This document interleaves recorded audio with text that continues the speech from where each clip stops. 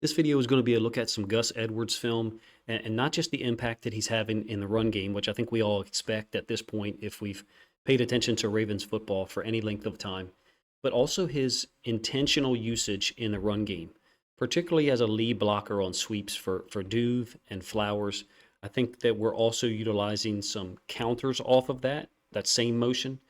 And then his use in pass protection, I think, has to be mentioned. We all know he had a great block or a great shaded or half block on Lamar's second touchdown run of the game against the Browns the other day. I think we all expect him to perform well.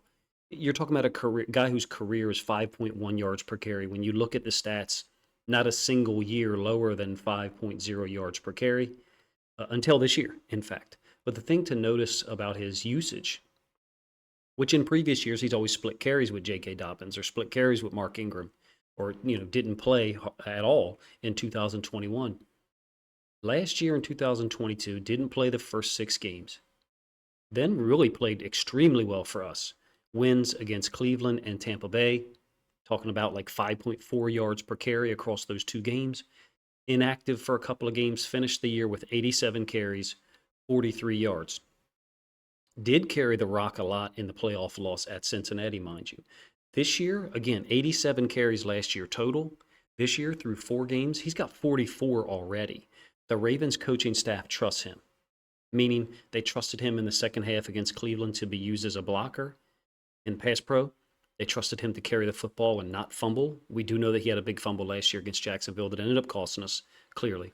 But this is a guy who's rejuvenated. I don't know about you, depending on how long you've been a Ravens fan, it seems like he's a link back to an older time. His rookie year was 2018 with Lamar. Maybe that's why Gus Edwards seems, for us as Ravens fans, such a crucial asset to be out there on the field, even if he's only out there on the field for 30, 35 snaps, something like that. I really love the expectation level that Todd Monken has for him in terms of blocking in the run game and the pass game. Let's get to some of the film. I do have, I think, 13 plays queued up, and we will talk about his pass pro against Myles Garrett, which at this point has been shared on Twitter a lot. Being used on a lot of different schemes, gap schemes, counter schemes, power schemes. This is the jet dive off the jet. This is actually what we experienced the fumble on with Justice Hill, and you'll see on this one it's a little bit far away once we get to it. But the thing I like about it is, and actually in my database I have a couple of these formations labeled wrong.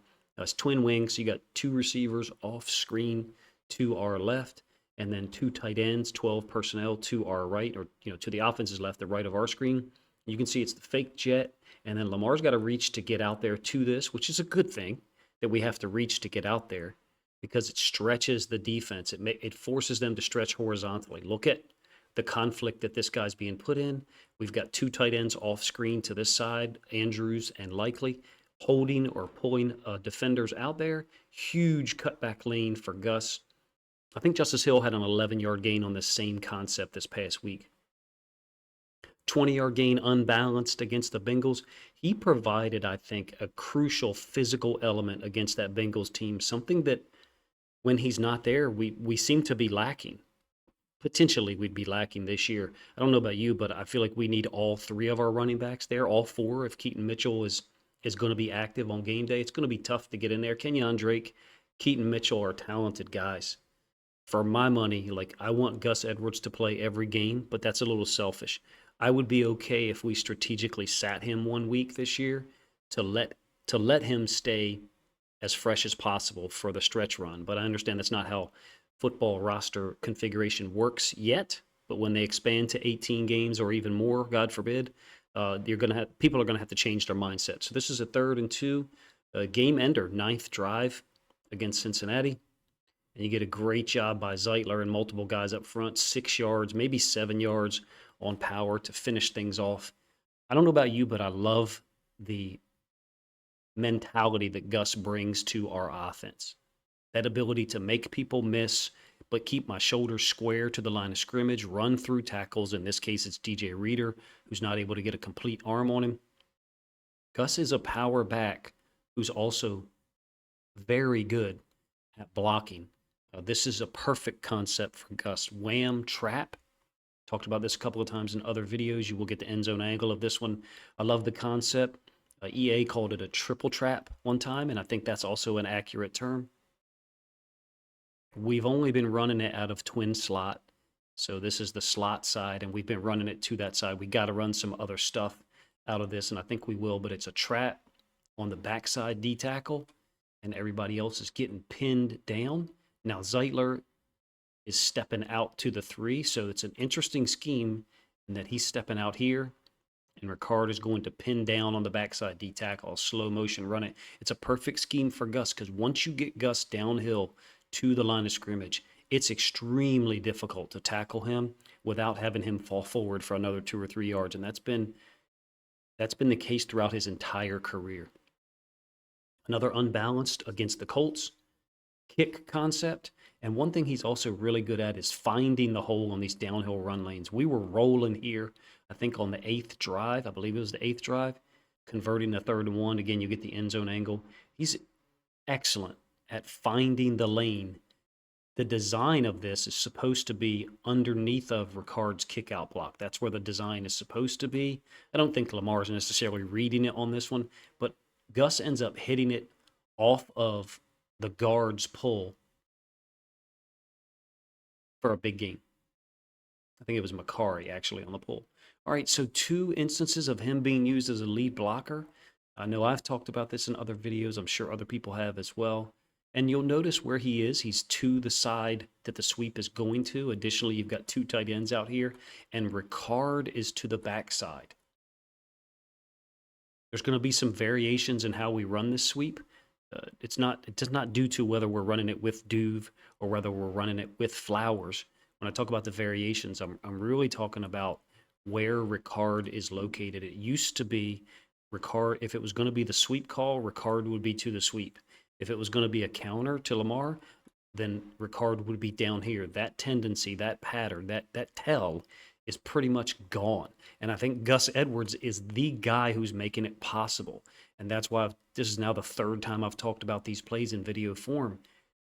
Being able to remove the Ricard tendency, remove the ability for defenses to play on where's Ricard, that's where the ball's going.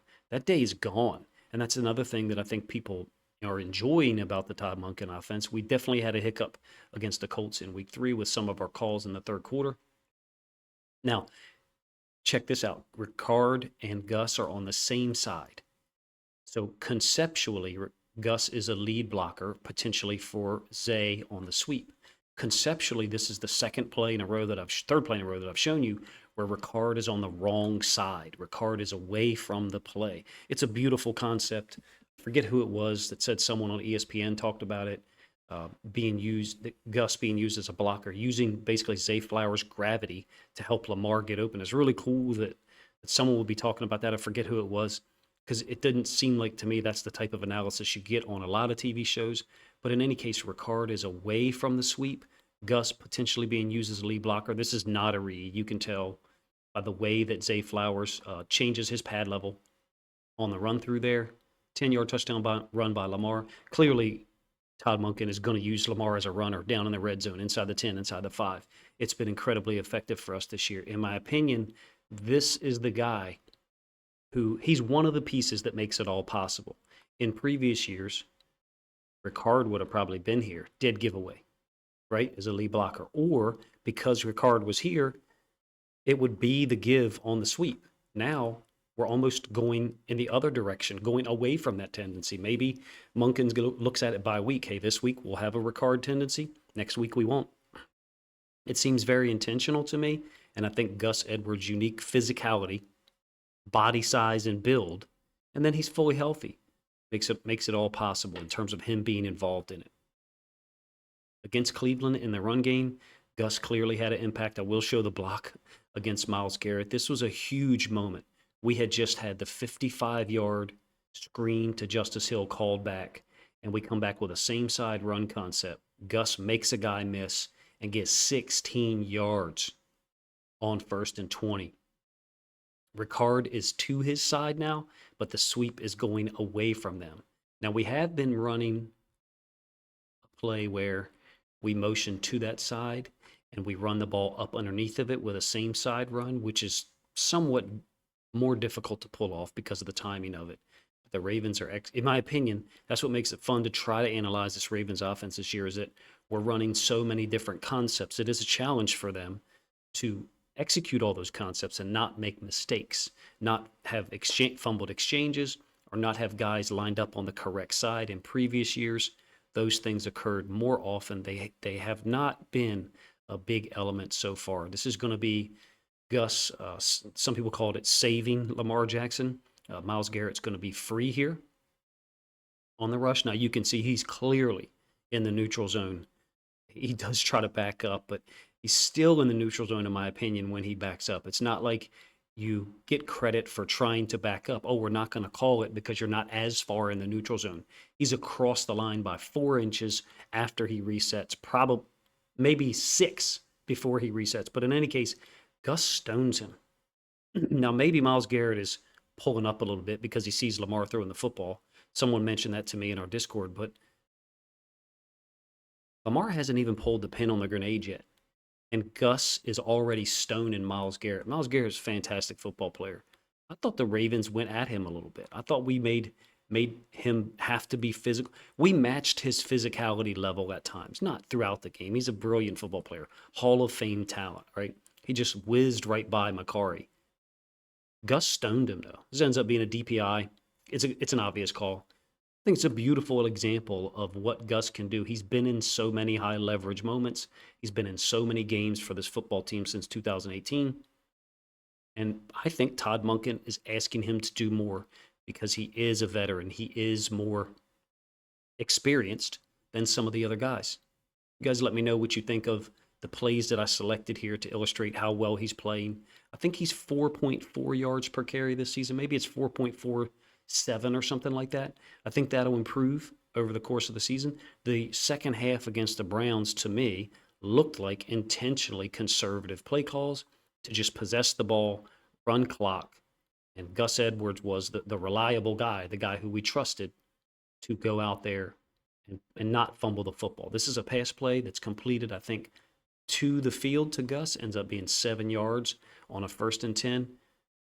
I don't know about you, I was surprised when he was playing during the preseason late in games. To me, Gus is past that point of his career 4 years ago. Once he ran for 700 yards as a rookie on 5.3 per carry, I didn't feel like we ever needed to see him in the preseason again. I hope he continues to be healthy for him so he can make as much money as possible, because I think he's had a great career. Missing 2021. If he could have stacked another 600, 700 yard season on top of what he's done, you're talking about a guy who, if he plays 8, 9, 10 years, which I know is a long time for a running back, and 500 yards per season, let's do it that way. 5,000 career yards rushing. How many human beings do you know who've done that? I don't know many. I know one. So Gus Edwards to me is a link to 2019, but even pre-2019, and brings that type of mentality and experience to our offensive roster. I'm a huge fan of what we've got with Gus. You guys let me know if you're as excited to see him playing, to see him running downhill. When he gets running downhill like this, no matter who we're playing, I start to feel really good about this offense because the balance is there. I'm not just talking about the run-pass balance. I'm talking about the balance of threat. We know Lamar is a threat. Zay Flowers, OBJ, when he's healthy. Mark Andrews had a great game against the Browns, but Gus, to me, brings another flavor to the offense, like a meal that's got all the courses out there. And Gus, to me, adds to the offense in a way that no one else does right now. No one else brings the combination of running, give you a little bit of pass catching ability, run blocking on lead sweep concepts, and then pass pro awareness and strength to stone someone like Myles Garrett. Granted, it was in the second half. I think we kind of got Garrett tired a little bit at a certain point. Gus Edwards is one of my favorite Ravens, but I could say that about 25 guys on this team. You guys let me know what you think of the video. Gus Edwards plays so far in the 2023 season. As the offense is revealed each week, I'm going to be interested if he starts to get some of those screens that Justice Hill hit big against the Browns. Appreciate you guys' time. Let me know what you think of the video in the comment section. Please consider grabbing a link, sharing it out on social media to help this content get more reach.